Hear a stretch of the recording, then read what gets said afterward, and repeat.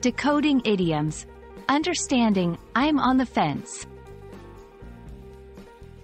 Hello, language enthusiasts. Today, we're diving into a popular English idiom, I'm on the fence. This phrase might paint a peculiar picture in your mind, but don't worry. We're here to break it down and make it as clear as day. Stick with us, and you'll be using this idiom like a native speaker in no time. When someone says, I'm on the fence, they're not talking about their physical position.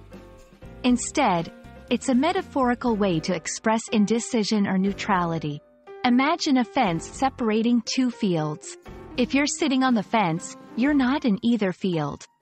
Similarly, if you're on the fence about a decision, you haven't chosen a side yet. Let's put I'm on the fence into real-life scenarios. 1. Choosing a movie. I'm on the fence about watching a comedy or a drama tonight. Both sound appealing. 2. Making a purchase. I'm on the fence about buying this expensive phone. It has great features, but it's quite pricey. 3. Career decisions. I'm on the fence about accepting the job offer. The company is fantastic, but the role isn't exactly what I was looking for. While using the phrase, I'm on the fence, remember, it's best used when discussing decisions or choices. It conveys uncertainty and can invite others to offer opinions or help you decide.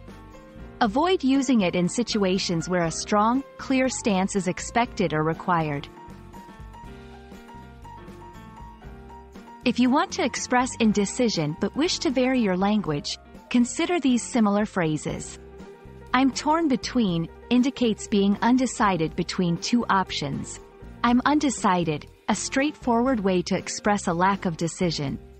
I'm weighing my options implies considering the pros and cons before making a choice. Now that you're familiar with the idiom, I'm on the fence, you can use it to express uncertainty or neutrality in a conversational and relatable way. Remember, it's all about being in the middle of making a decision. We hope this video has been informative and has added a new expression to your English repertoire. Keep learning and exploring, and we'll be back with more insightful language tips. Happy learning!